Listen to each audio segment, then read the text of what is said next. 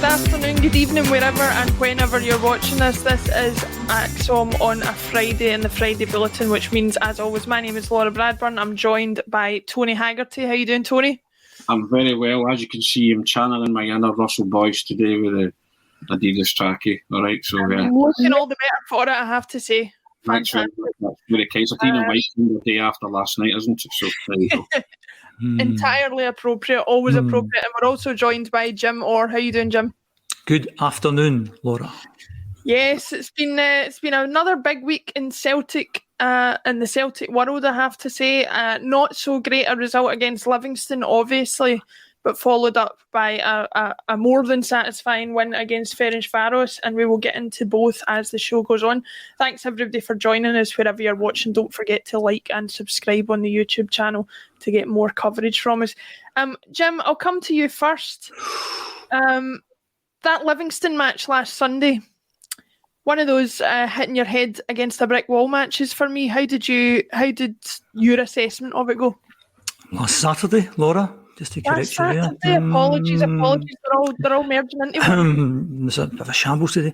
Anyways, I think if we were on yesterday, I think we'd be having a different conversation. I think last night got us a bit more upbeat. In terms of Livingston, there's a few kind of comments last week. I was a wee bit negative, I think, towards the St Johnstone game. It's all about opinions at the end of the day. I'm a big fan of Ange. I think he's done a marvellous job on his own in the main, and he's got us into a position where we've got a real chance of winning this league. And I think expectations have been raised by the big chap. I think it's fair to criticise him, where there's instances where you think, why did they do this? Why did they do that? And, this time last week, the talk was we beat Livy tomorrow, we go top of the league, your main rivals, their bottles crashing and all that stuff. Their bottles crashed last Saturday, I felt. I know there's a long way to go in the league, I know we're well in it, but it just kind of felt a wee bit as a significant weekend last week, I think, in terms of our poor performance, and our major rivals had a very good win, a very good performance over at Fir Park. So, as I've said before, one goal can change a game, one game can change a season. It just felt a wee bit significant last week. In terms of the Livingston game, wrong team, wrong tactics, poor choice of penalty taker. I said after the St Johnstone game, people were using words like composed and patient and in control, and they were looking at that as a kind of good thing. I thought it was a bad thing because we had so much possession. We did nothing with the possession, lots of possession for possession's sake, no purpose, no penetration, lack of intensity. We took 20 passes when 3 or 4 might have done. And it was just dead frustrating against St Johnstone. And I texted at half-time to the ACSOM posse last Saturday at half-time, this is St Johnstone Mark II. It's the exact same game that we were playing. And basically, St Johnstone were really effective, horrible to watch, but dead effective. They made 2 mistakes and we scored 2 goals. Livingston made 1 mistake and we missed the penalty. And that was the difference between the games as far as I was concerned. We didn't test the Livingston goalkeeper in the same way we didn't test the St Johnstone goalkeeper. Why he changed the team from the Hibs game, I'll never know. Abada did well last night, but again, he's brought Abada in to play that invisible right winger role. He had Kyogo as the invisible right winger against St Johnstone, because again, we're all saying, where's Tony? Never get the ball, they're looking for Tony Ralston to do something. I said last week, you have to give Mikey Johnson 9 or 10 games in the team to assess whether you think he's going to make it or not. I thought he played well against Hibs, and then he's dropped for the game last Saturday. He's brought on with 15, 20 minutes to go to try and save the game. Kyogo's on the bench. If Kyogo's fit, Kyogo plays, has to play. Defensive midfield player, Beaton. Beaton played well, but we don't need a defensive midfield player against Livingston last week. The penalty, again, I think the penalty's been well talked about all week. And I think most people, I used to run kids' teams and boys' clubs, etc. And basically, if the guy's taking the penalties and scoring the penalties, just keep on going. If he misses one, then you give him a decision to make. Do you want to keep doing it, or do you give it to someone else? So I didn't have an issue with the fact that Giakoumakis is now the penalty taker. And the fans said, this is what happens, and that's what should happen, because what if, Juranovic took it and missed it after Ange telling him Giakoumakis should take it? What I don't understand, what I find absolutely baffling, is why you'd make your regular penalty taker somebody who's not a regular player. So if Ange is going to stick rigidly to that 4-3-3, Giakoumakis is a sub, So for me, your regular penalty taker has to be somebody who's a first starter. And I've said before, a forward, preferably somebody like Kyogo or Yota or even Turnbull or Carter Vickers or McGregor or even Joe Hart. If they're a regular player in the team, and that's what you do, and to make somebody who's not a regular player your regular penalty taker, so you're thinking he's going to come on games maybe 10, 15 minutes ago and then be faced with that again. So I found that baffling, totally baffling. And I think Livingston are laughing at us. Basically, when they play in a stadium, as I said before, it wouldn't be a place in a Walt Disney film. They play in a plastic pitch. They've got players from the lower league earning buttons compared to our players. The manager was in the jail not that long ago. And we played them twice and haven't laid a glove on them. You know, if that's not embarrassing, I don't know what is. So last Saturday was a terrible day at the office, and we've lost too many points as it is. That's us lost 13 points, and we've got 3/4 of the season to go. So that can't happen again. Can't happen again. Last night was great. I know I'm saying, the kind of doom monger here, but you said, what do you think of the game last week, Jim? That's what I thought of the game last week. I'll be more positive about last night, but we can't have that again. We really can't have that. And I watched the game at Fir Park on Sunday, and they were ruthless and they were relentless, and they found another striker, so they've got options up front. We've got such an over dependence on Kyogo. If Kyogo's injured, we start struggling. Rodgik's injured, and we're saying that's significant. Weeks ago we were winning at border, but now Rodgik's a key guy. So Rodgik's out, we're all a bit worried. If Kyogo's out, we're worried. McGregor's out, is worried. So up until last Friday, things were going really well, but I just have a wee feeling that maybe last weekend that may be significant. Hopefully not. Right. Finishing a positive. Hopefully not. That's my rant over for the week. Sorry. Bye.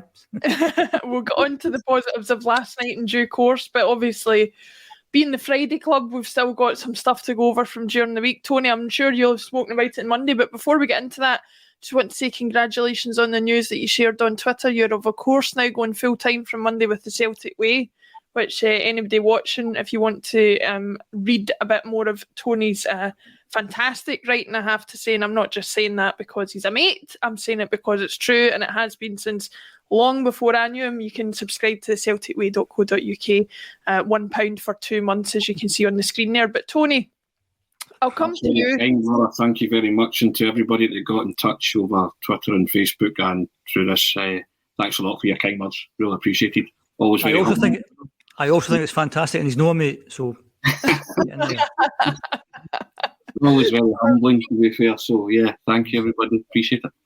And we'll leave that from Jim hanging in the air and move on. We'll move on swiftly. Tony, the game last week, Jim brought up an interesting point when he was talking about it there. We talked about the St Johnstone match, talked about Livingston. Jim said it was effective. There was other people calling it anti-football.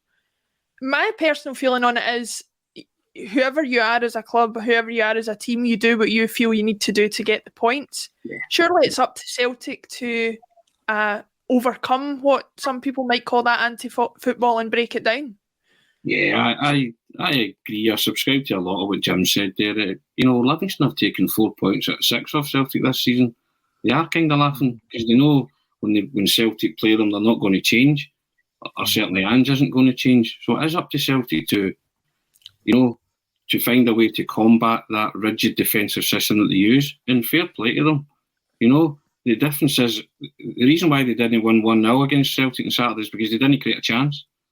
They created a chance in the Tony Macaroni and scored it, and then people were saying that they might have had a penalty, so it could have gone the other way as well, a penalty decision. So, and for the life of me, I can't understand the switch up in the system either, why Kyogo wasn't playing. They blew Hibs away in 30 minutes of football at Easter Road. And then it was a question of people saying how many. And then when Hibs scored, it was kind of, okay, right, game management, but saw it out pretty comfortably. I agree with Jim. If Kyogo's fit, he plays.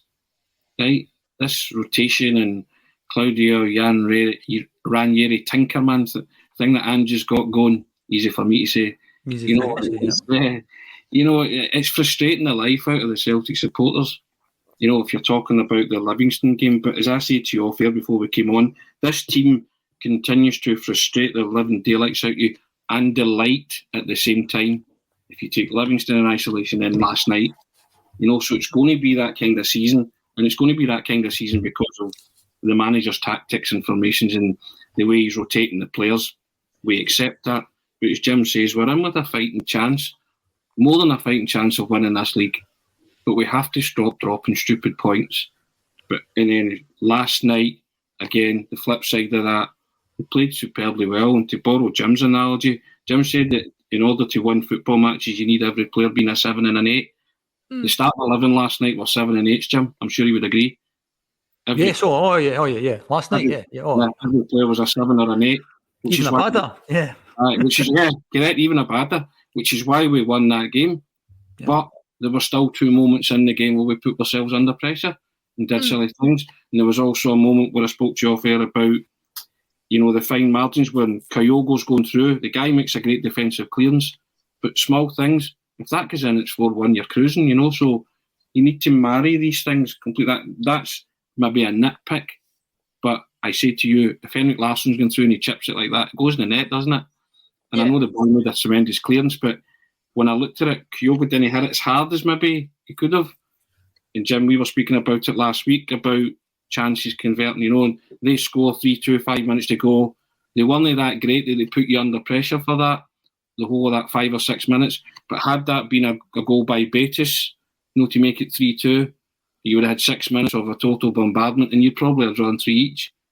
So there's real positives about last night. The fact that they saw it out, they scored three beautiful football goals, 3 cracking football goals.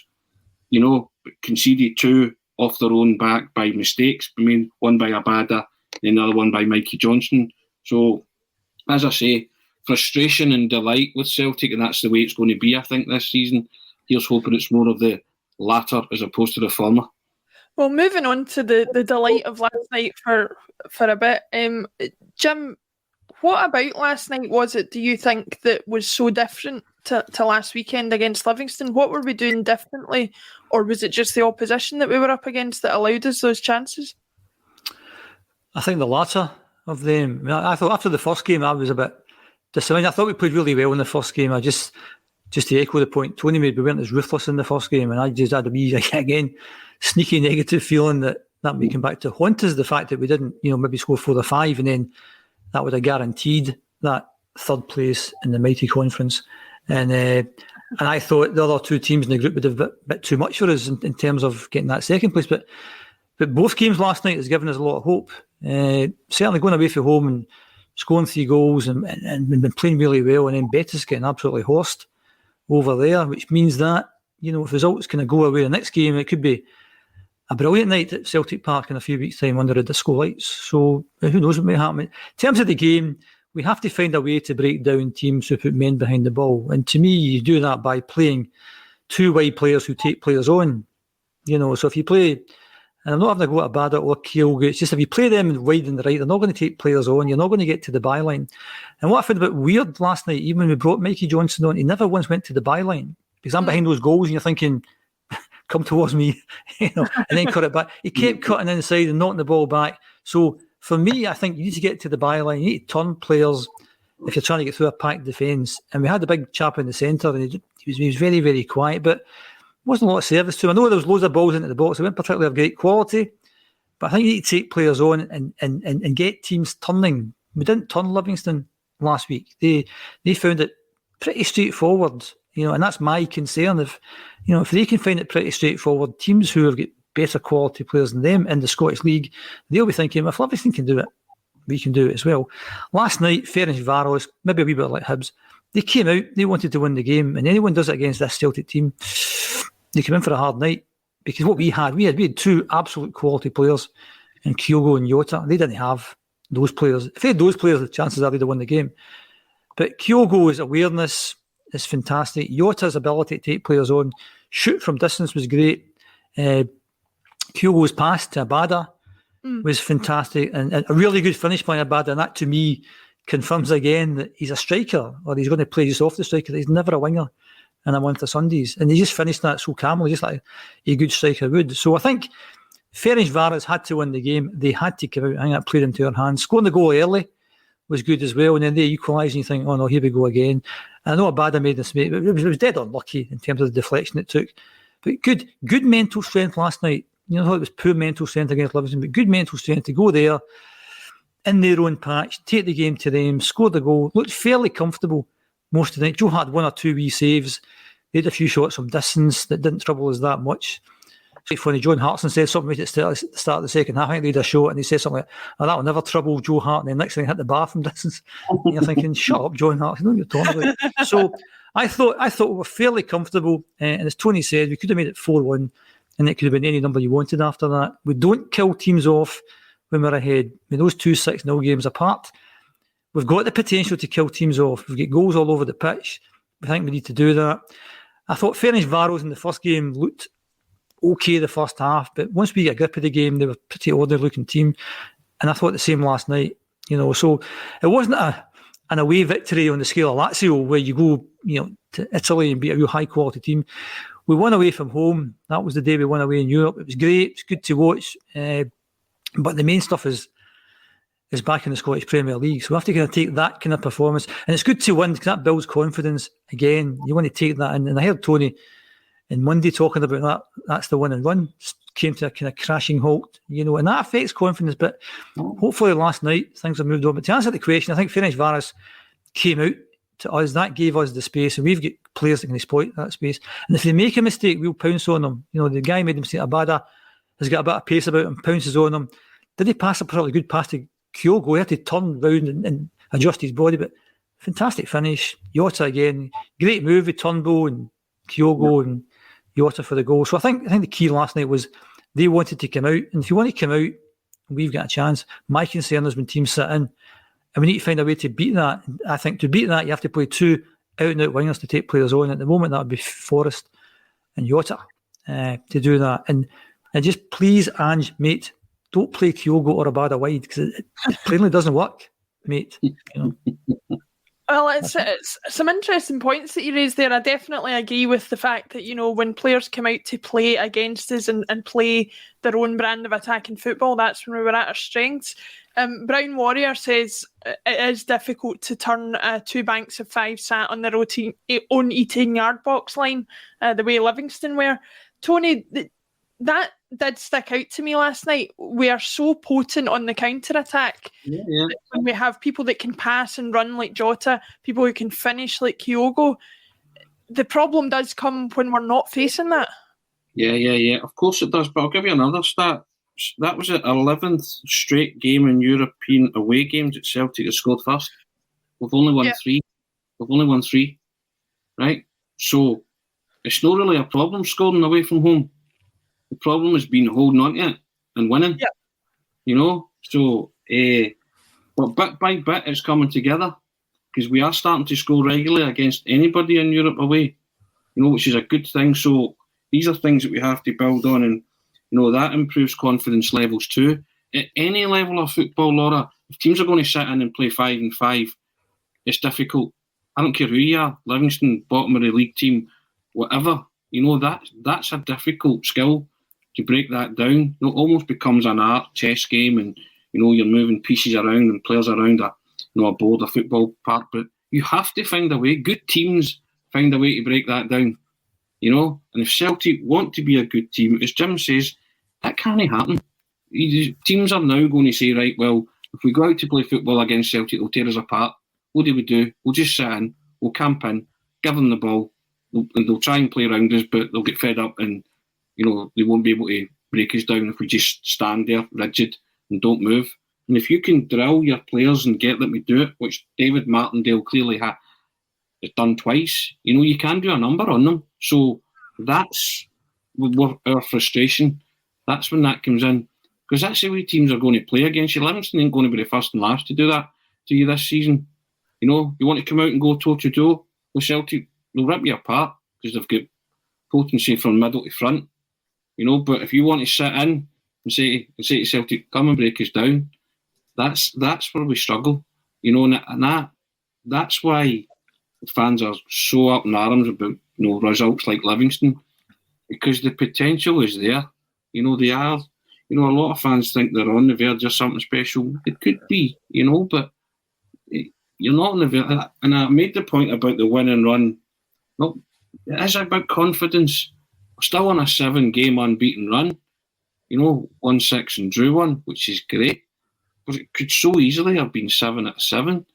And if you go 7 out of 7, you start to knock them down. You start to puff out your chest and say, who is it this week? Dundee, right? We can beat Dundee, and you start to get not a conceit of yourself, but you start to get a wee swagger and a bit of kind of, you think to yourself, right, we can do this.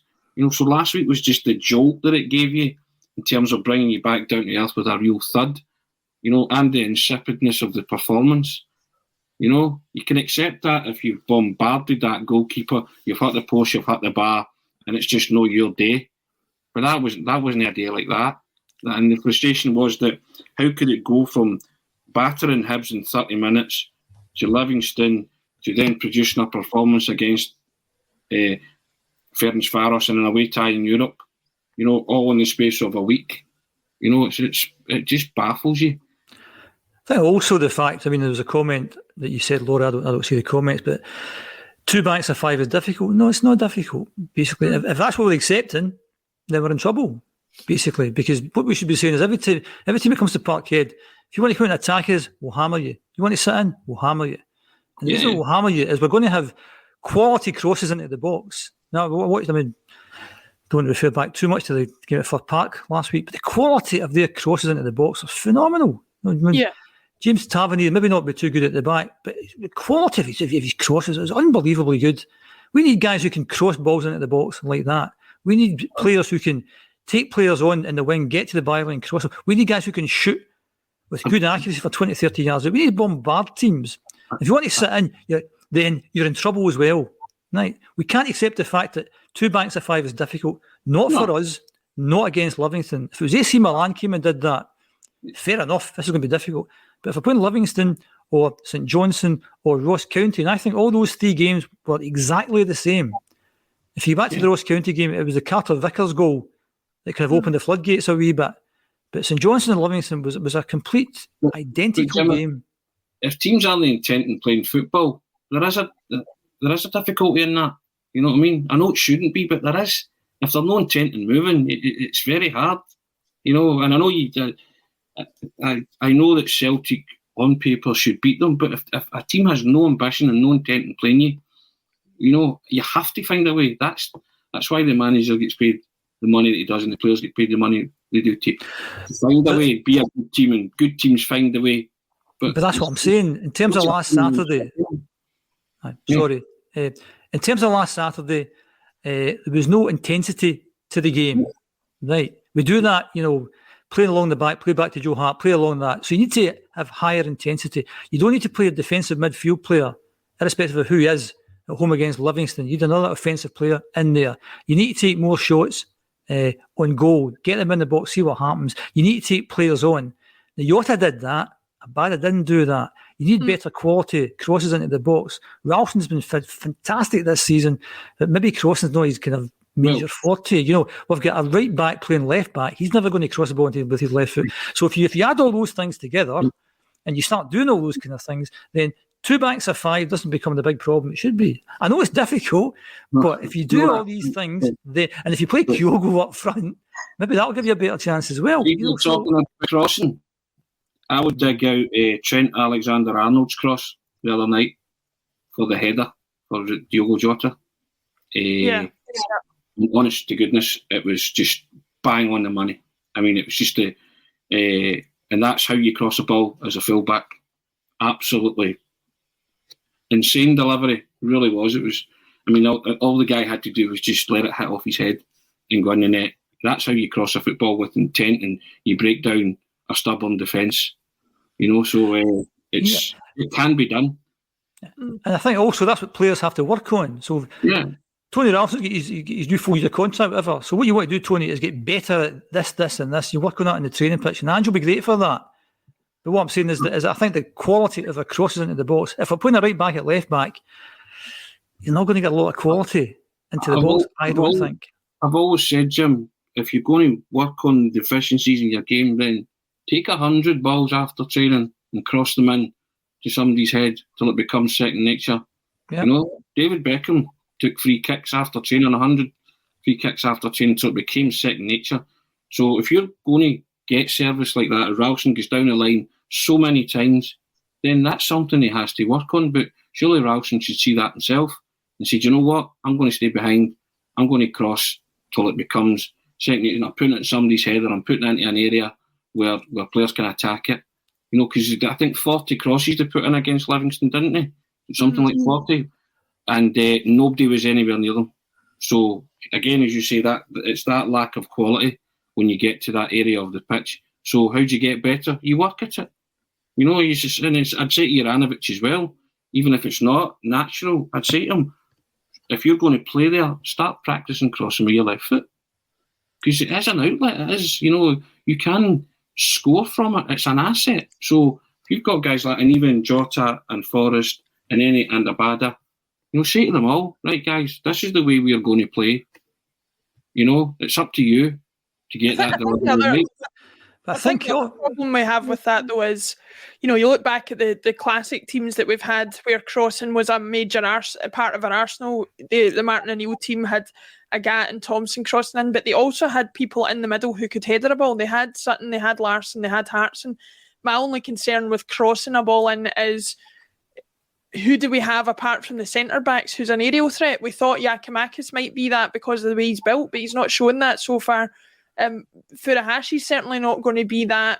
I wouldn't think Jota or Abada coming in at the back post is going to be that. So that's another issue as far as that's concerned. Don't need to always be on somebody's head, Laura, though.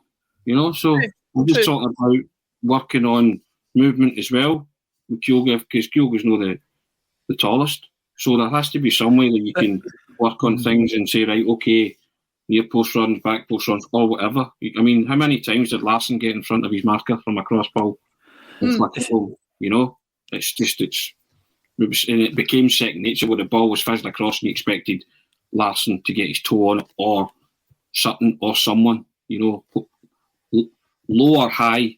Either Sutton was winning it in the air, Hartson was winning it in the air, or Hartson, Sutton and Larsson were flicking it into the net. You know, so doesn't have to be high. Basically, no, one of the goals at Fir Park last week, Tavernier just fires it in about head height, and the guy gets the ball and scores the goal. The point I was trying to make was that if I'm the Livingston manager, and I think he's done a marvellous job, David Martindale, fantastic job he's done, and I'm playing Celtic, I'm thinking, well, Abada's on that wing, he's not going to take you on, he's going to give it to Ralston. Ralston's going to cross the ball, he's not that good at crossing the ball, we're okay there. They're playing Juranovic on the left-hand side, he's not got a left foot, he's not going to cross the ball either. So bit by bit, you start saying, well, that's not a threat. Give him the ball at the back, let Starfield and Carter Vickers pass the ball for fun. Who cares? It doesn't matter to us. We've got a game plan and we'll do this. And the point you made, Tony, there is, you know, if you can't do something, you try to get better. It may get to the point is that you can't get better, and therefore you have to bring in somebody else who is better. So we're currently playing with no natural left back. That's an issue. The left back is not that tall. So he's not going to be that effective in trying to defend set pieces. So that's just a fact, as it is. You know, the major rivals are all big players. You know, they're going to be more effective at both ends of the pitch. So these are things that you have to accept, you know, that you might not be able to change. It's just the way it is until we actually do change it. Well, and that's the point I'm trying to make about the bit. You can affect it. You can affect it. You know, you can accept things, but you can affect it and make those changes, Jim. You know.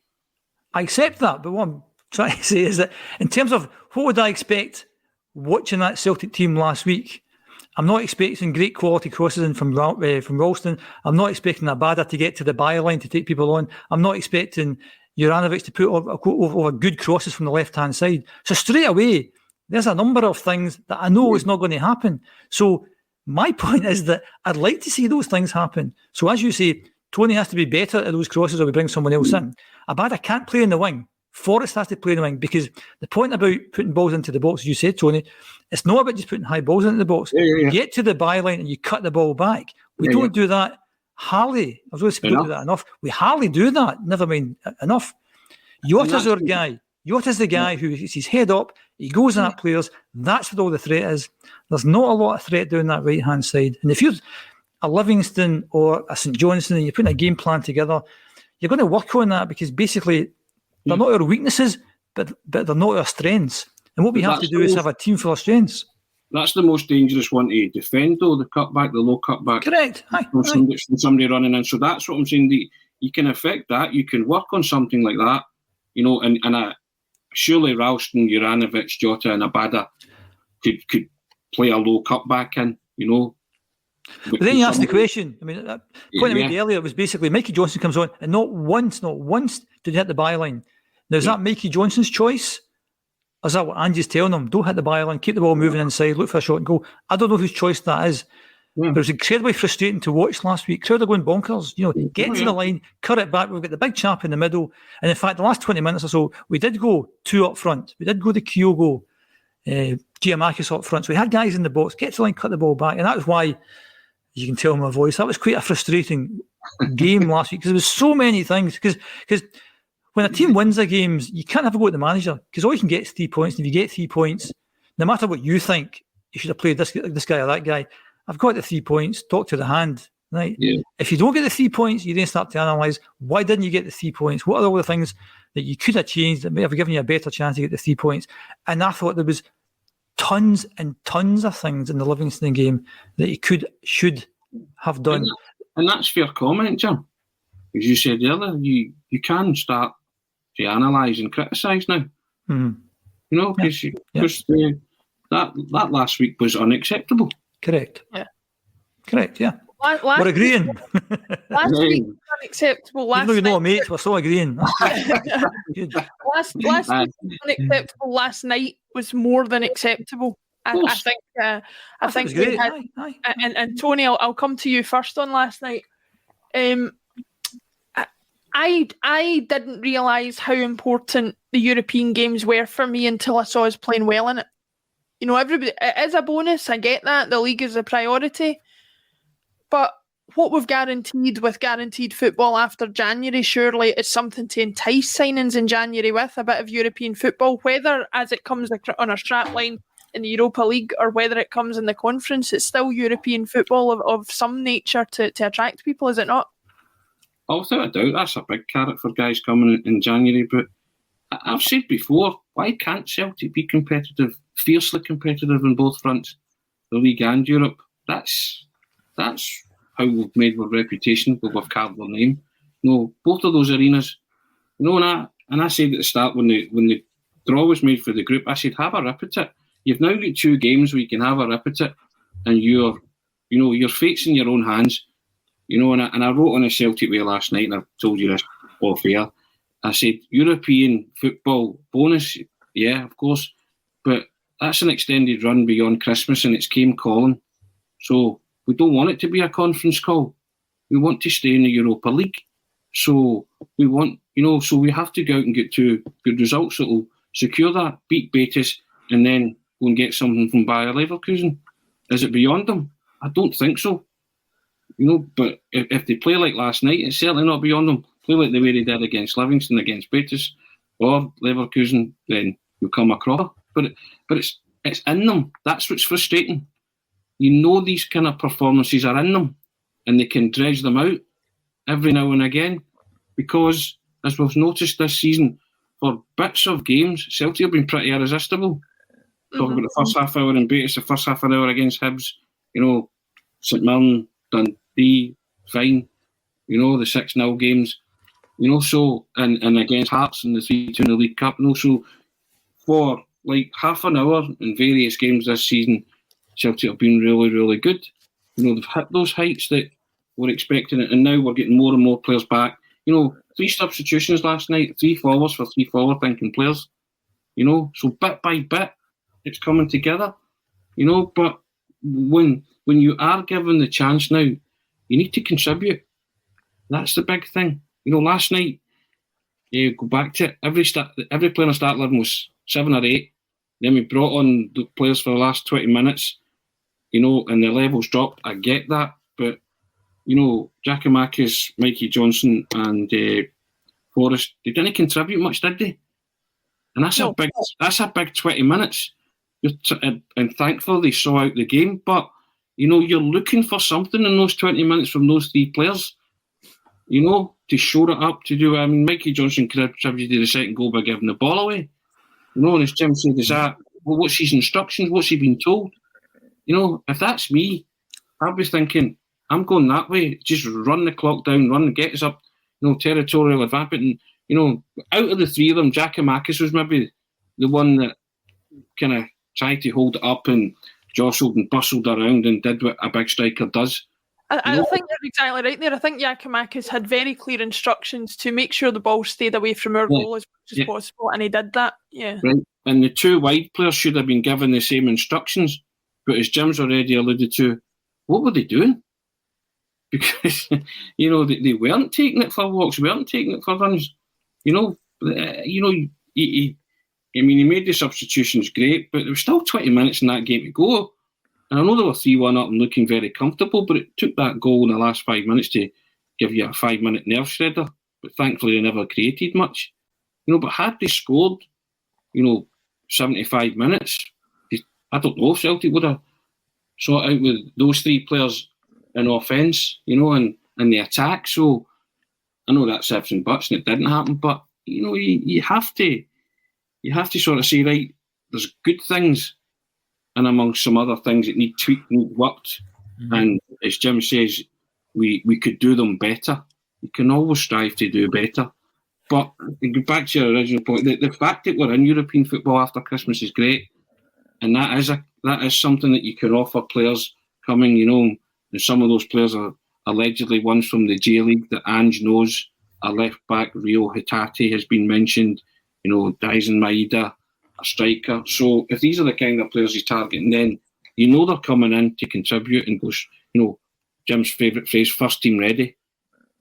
So that's always a winner. That's good. So, but I think we have to accentuate the positives with the fact that we're going to be in some form of European competition after Christmas. We know what one would like. It's within our grasp. And you know what? Go and try and grasp it and see if they go down fighting and they drop into the Conference League, fine. But go down fighting into the Conference League, that's what I want. And see if they do play the way they can play in these last two games. I wouldn't be surprised if we get second in the group. It wouldn't surprise me at all. Jim, I wanted to ask you about that before we go on to looking ahead to the last two games of the group. What were the positives for you from last night? Who were the outstanding performers from you that really, got us that early lead for us to kind of cushion ourselves with? I think I'd made a lot of comments at the start of the podcast, and people might think I'm a bit negative. I think I've passed that mantle to you, Tony, with that first bit you said there about all these negative things. So that was good. See, to answer your first question, Laura, I disagree with that about would people come because they're playing in Europe, no unless it's the Champions League. Basically, that's the big carrot that would bring people there. In terms of last night, all over the pitch, as Tony then said there, they're all 7 out of 10s. Here's a wee question for you, Tony. It just occurred to me there. I was reading the Herald this morning. See when subs come on, and you give them points out of 10, do you give them points out of 10?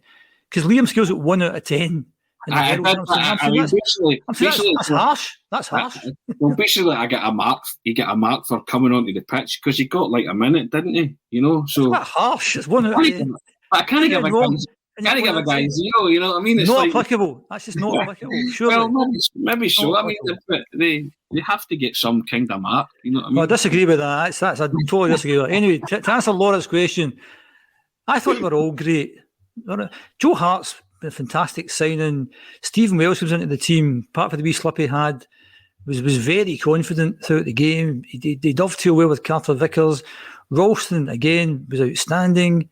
Juranovic, dead confident player. He'll be fantastic once he's on the right hand side. He was great. So that back five really solid.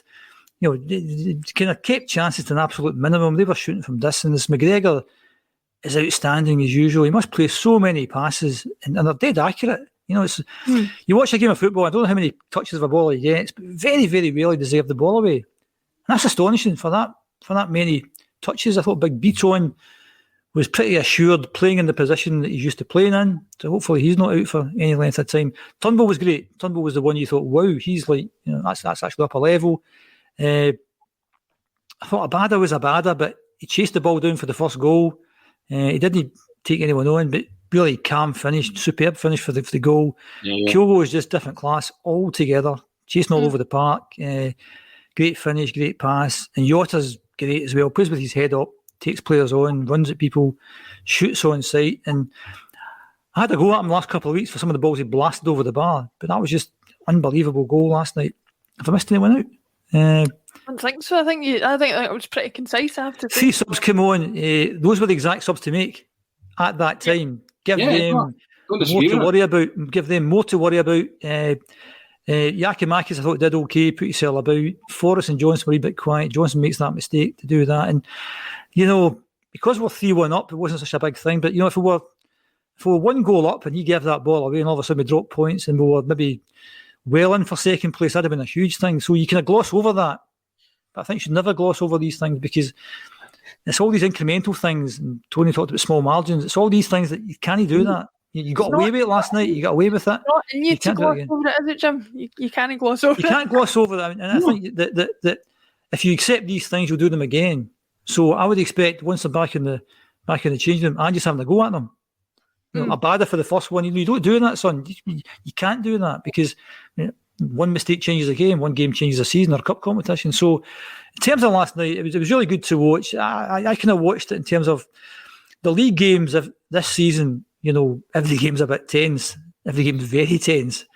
Until you get 3 goals up, you're not kind of sitting back. Last night you thought, it's a European game. If we get through, great. If we don't, at the end of the day, it's no big deal. But once they scored the goal, you then start thinking, this is good. I like this. And the way they played, this is good. I like this. And then we're in a good position. So obviously we're guaranteed the Conference League. And again, am I that fussed about getting into the Conference League? No, really. Europa League, that'd be a bit better. Do I think we'll win either of those competitions? No, I don't. But it'll keep us in Europe and keep us playing football. Will that be detrimental to the league? If it is, it's not a good thing. If it's not, and it does help to build confidence, then it's a good thing. And I'd look for the major rivals to qualify again. The more games they play, the better chance we've got because they might pick up injuries, etc., etc. So it's a bit of a double-edged sword, I think, this year in Europe. Any other year, get into that Champions League, show what a good team we are. This year, we're not in the Champions League. The Conference League, would have been that bothered? No, really. So the league is the main thing. So let's make sure we get things right in the league. But in terms of last night, everyone played, as Tony said, that's 7 out of 10 at least, and some were like 8s and some 9s out of 10. All round it's a really good performance. I had no 9s. No 9s. No 9s. 7 and 8s. But Tony, I have to say, Jim, went through the team there, and there was really not a bad performance amongst them. For me, the pick of the lot last night was Jota. I think he's a pleasing on the eye in terms of the tricks that he pulls, the way he takes on players, but he does have end product, especially when he's having a game like he was having last night, and I think that's vital. We've had plenty of silky players over the years who haven't provided that end product for us, and it has been a point of frustration, and you did wonder with him when he came in at first whether that would be the nature of him, but as they always say, don't judge a book by its cover, unless of course it's books that you write, Tony, because I can guarantee they will be good. Who were your picks last night from the positives? Who did you think was a standout, especially considering, as you say, so often we've lost leads from the lead, and we managed to hold on to that one last night? Do you know what pleased me most about Jota's goal? Joe Hart set it up. Yeah. He saved the ball, and then, lightning quick reaction to throw it out, and then all of a sudden it was shunted out to Jota, and bang, it was in their net, and it came from Joe Hart saving a ball and throwing it out. I think, was it McGregor that got it? Yeah. Was McGregor or Turnbull, or who? I think it was McGregor, and all of a sudden they got out of Jota because Jota was having a lot of joy, taking his man on and being creative, and it came at a really good time for Celtic. They were we went to one each and kind of knocked them a wee bit, and then, regained the lead. Again, confidence level soared, but it was just great to see that Hart, held that ball. The guy had the shot, Civic, I think, had the shot low down, and it wasn't lying there and saying, right, let's waste time. Got up, bang, throw it, right, let's get on the attack. So that pleased me greatly. And I agree with Jim. I can't speak highly enough of Joe Hart since he came in. Just everything that he's brought to the team, on and off the park, just been sensational, absolutely brilliant. And it's a guy who's now at the top of the game at this minute. Can't do anything about the Juranovic deflection. And you saw his reaction to conceding the second goal. He was absolutely apoplectic at the fact that nobody put in a challenge and allowed the guy just to use Ralston as a shield and bend it round him. And as a goalkeeper, you can't do anything about that. But Jota, you are you're fast falling in love with Jota, aren't you? You know what I mean? You see him and you look at him and you think, okay, is he going to be another one of these sand dancing wingers with no end product? And that was what your worry was in the first couple of games. But my goodness, he's got it. He's grasped the nettle straight away. And he spoke last night. I happened to be sitting downstairs and I was writing away, but I could hear him in an interview, and he said, "We are becoming like a family," is what he said, which I thought was a rather telling thing to say and a rather telling comment, that players, slowly but surely, the penny's dropping with players. And I thought that's a good thing. It was good to hear as a supporter. You're sitting there thinking that's great to hear, that they're all buying in, they're all enjoying it. And again, Jim's saying as well, winning breeds confidence. That nurtures the real family spirit, doesn't it? And the more wins you can get, and the more wins at this level as well. You know, I think Ange, slowly but surely, is building Celtic's rep, both domestically and in European football. You know, and you know, when you hear a Portuguese player come and say we're like a family, that's quite something. You know, it's you don't expect it. Let's put it that way. The good thing about that is, I was just going to say, was, does that bode well for maybe trying to attract them next summer? You know, 6.5 million you would hope is not out with their capability for signing him. Is that something that he would be willing to say, you know, it feels good here, it's a good atmosphere, we're playing football that I like, I'm willing to give this a go permanently? See, if you're a happy player, you know, there's no substitute for happiness. See, if you're also successful and you're winning things, makes you even more happy. You know, so I think Jota could be good for Celtic, and Celtic could be good for Jota. And he's realised, I mean, he's at Benfica, but he's realised that the grass isn't always greener. You know, so he might assess his up. But I think the great thing about this deal is that Celtic do have first refusal, don't they, on a transfer or not. So you would sit him down and say, how do you feel about this? You know, and if he's happy, then it would seem a no-brainer to sign him. But again, I will wait for another while, and hopefully he keeps producing, keeps scoring goals, keeps enjoying his football, keeps enjoying being part of the Celtic family. So, because that can only bode well for him to put pen to paper at the end of the loan deal. But as far as his end product and his productivity and his creativity, since he came in, it's been top notch. Yeah, I think it has absolutely been top notch, and I think we've mentioned them all. The three players that have really raised the standard of everybody in the team is Hart, Jota and Kyogo. Everybody is trying to play up to their level, and it's boding well for everybody. You know, it's making everybody. I think that's what we saw last season and seasons before, where the culture of professionalism and the culture of professional pride really reflects on the rest of the team. If you've got a few players in there that are pushing everybody on, that can make the huge difference.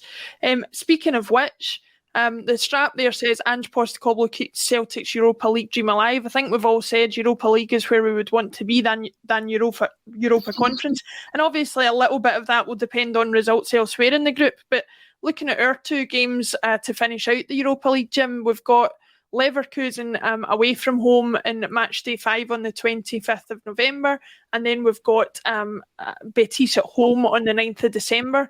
What are your thoughts on whether we can get results from those? I'm more concerned, obviously, about the away trip to Germany because of the way the Leverkusen are playing, but do you think there's a realistic shot of us getting something off Betis at home? Oh, Betis, aye, sure. I mean, Leverkusen is a behind-the-couch job, surely. It's like anything under 4 is a moral victory, I think. Over, I mean, they ripped Betis apart last night, ripped us apart at home. Albeit I thought we played well during the game and were unlucky to lose 4-0. I think the main hope is hopefully that Ferencváros can take something off of Betis. You know, if they could do that, I can't see us getting a point over in Leverkusen. You know, people who have a go at Livy, if they're playing the way that Livy play, I mean, I'd be delighted to go to Leverkusen and just play that total anti-football and get a point. You know, if it's going to help us get through. But I think if we were 3 points behind Betis going to the last game, then we've got a great chance against as I said, under the disco lights, 60,000 fans behind them. playing a good brand of football. We showed it over there, as Tony said, in that first half hour. I don't think that's an issue. I think Leverkusen actually through. Yes. I believe so, yeah. So, yep. again, if they're through, maybe they won't take the game as seriously as they might have before. Maybe that's a chance that we might get if they're already through. A point would be the most we could get. I couldn't see us go over there and winning. I think it just depends on the Ferencváros Betis game. And if Ferencváros could keep them to the draw, then we've certainly got a chance in the last game. But I think Leverkusen is behind the couch. They're behind several couches, possibly. Tony, Red Scotland there says on YouTube that beating Betis at home is a must, no mistake. Paradise 63 is in agreement with that, but thinks Leverkusen will rest players against us, as Jim suggests. Hopefully that's the case, yeah. So do you think that obviously it improves our chances, but are you optimistic about points from both games, or do you think, like Jim says, it's probably more realistic from one of them? I think you have to be optimistic now. You've got 2 games. Go for it. It's like, why not? And if Leverkusen rest players, great. If they don't, so be it. But you're chasing some of that. I think it's, little victories, little goals, move the goalposts as you're going along. Can we get through to the Europa League knockout stages? Let's have a try, lads. Let's give it our all. That's your next kind of goal in European football terms. You have the consolation of the Conference League.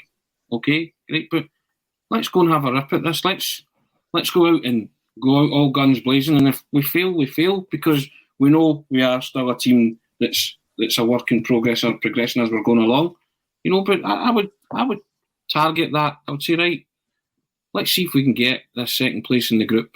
And that means turning up against Betis and getting a result against Bayer Leverkusen. That doesn't frighten me. I don't think it should frighten any of the Celtic players.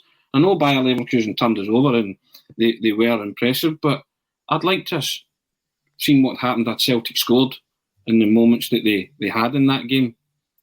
So let's go to Germany and do what we do when we go away, because we've scored in 11 straight away games. Score and see what happens. But I think they're more than capable of beating Betis. More than capable. And we'll take our chances against the Germans, but have a right go. Just and there's no disgrace in not going through to the last 32 of the Europa League now. Because we weren't banking on doing anything in Europe this season. We've kind of written it off from the moment we lost in the Champions League qualifiers to Michelin. So everything we get's a bonus. So as I say, you adjust your goals and your aims as you're going along. But we always have to bear in mind that we are still fighting for a title.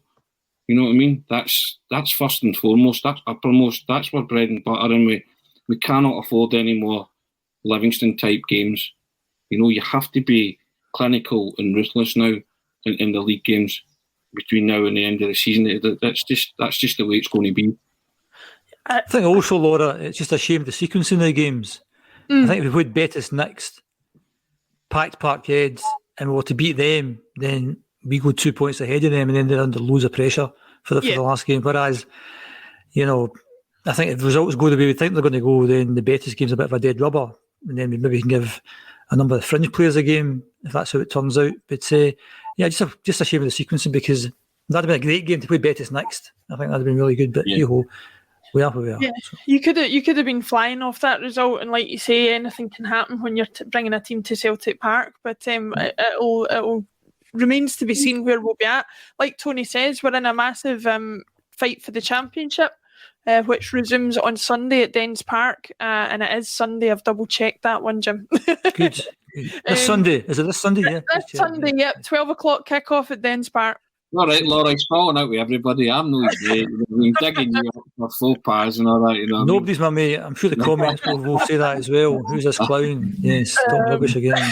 But Jim, I'll come to you first about Sunday. Tony's mentioned there we can't afford to have any more Livingstons. We're going up against a team who are second bottom from the league, who've lost heavily to Ross County recently, who don't tend to score an awful lot of goals. What do you think our chances are of having another Livingston on Sunday, or should this be a bit more of a formality for us, do you think? Nah, I think Dundee have learned a lesson. after coming to Celtic Park. It's a much smaller park, Dens Park, and they'll do what Livingston did. And that's why we have to break these teams down. We can't have another performance like last week where there was no intensity, there was no shooting, there was no taking players on, no getting to the byline. We have to do all that stuff on Sunday, because if we don't, we're going to drop points again. And I think we're kind of fast getting to the point that we've now dropped 13 points and there's 3/4 of the season still to go. And I said about 90 points we'll get to the league. That's dropping 24 points. We've dropped 13 already, dropped more than half of that. Mm-hmm. We just can't afford to drop anymore. Everyone has to be up for it. Coming back from Hungary is always a difficult game when you're coming back from a European game when you're playing away on the Thursday night. So that might be a wee factor as well. Beaton injured. Will he be fit in time for then? But just get out and play your best team. And just get Jamesy Forrest back in that team. Wide right, Jota wide left, Kyogo down the middle. The rest of the team picks itself. I think. And we just have to win. I mean, there's no if, buts, or maybes. And the reason that we are so kind of optimistic is because our major rivals are dropping points as well. If they hadn't dropped the points they've been dropping, we'd be having a completely different conversation over the last few weeks. It'd be doom and gloom. Whereas we're still in this. It's only 4 points, but we have to make sure that it goes no more than 4 points until we get a chance to influence, when we play them. That's our only chance we can influence their results. So we have to be within touching distance of them. And if we do that, we get a good January window. Hey-ho, off we go. But these are the games, as I said, I had a wee feeling last weekend might have been a bit pivotal this season. Hopefully it's not. And certainly if we drop any points on Sunday, it's going to be really difficult to come back. Can't wait, Laura, for Jim to go full Kevin Keegan. We still love it. I love it. I love it. I can't wait for that. I love it if we could beat Livingston. I love it. I love it if we could put Livingston to the sword. I love it if we could score a goal against Livingston. That would be the highlight of the season. The Livy Lions. What are they called? What's the nickname? The Livy Lions are called. Yeah. The Lions. To do one over the Lions, that'd be like, It is a funny one with Livingston. They have become a bit of a bogey team. Dundee certainly don't seem to be that for us, Tony. And I think we've got a good chance of doing something against them, given the records that I'm looking at as I talk to you now. They haven't had a great start to the season. We've loaned them Lee Griffiths, who's scored a couple goals for them, but hasn't been banging on form the way we probably knew he wouldn't be. Do you see any threat from them whatsoever, or do you think if we do what we're supposed to do, we can take care of it? I think it's all about what Celtic do, isn't it? We had the same conversation last week about Livingston. We were all fairly confident that we would beat Livingston, and it didn't turn out that way. So anything's possible, but you have to play Kyogo through the middle, Jota, and I would play Forrest as well. And as Jim says, the kind of rest of the team takes care of itself. Beat on apart, but you should be good enough to beat Dundee at Dens. We've got a cracking record against Dundee. I remember, in fact, Brendan Rodgers' team going to Dens and actually dropping points. And James McPake, who's the manager, actually scored. It was a 1-each draw, and Dundee were very good that day. I was working that day, so anything is possible against any team, and they will adopt a Livingston blueprint of sitting in and trying to hit you in the counter if they attack at all. But, Celtic have to just be more streetwise now to things like that and just smarten up. And if that's the way teams are going to play, then find a way to combat it. Good teams do that. That's what good teams do. They win 1-0, scruffy 1-0s every now and again. Take it. You just got to keep winning now. You have to be relentless, clinical and ruthless now in every game, every league game. And again, that is, we were talking about it earlier, that breeds confidence, builds it as well, momentum. So last week, bad day at the office, fine. We're still within touching distance of Rangers. That's not an unassailable lead. But we can't, as Jim says, allow that to stretch any further by our own carelessness. No, I don't think we can. I think we've said it enough times this season already. But this game against Dundee at Dens Park is a must-win game. You can, of course, watch it on A Celtic State of Mind. Tony, I believe you'll be joined by Lawrence and hosting as Paul John as usual for the match coverage on Sunday. I believe so. if you are watching right now, you can always tune in for that on Sunday. But we're going to call it time for today. Hopefully we'll be talking this time next week about another victory in the bag, and we can reflect on it as positively as we always do. Tony, thanks very much for joining me. Jim, thanks very much for joining me. Thanks to everybody in the comments. This has been a Celtic State of Mind. Cheers, Laura. Cheers, Laura. See you later, my non-mate Jim.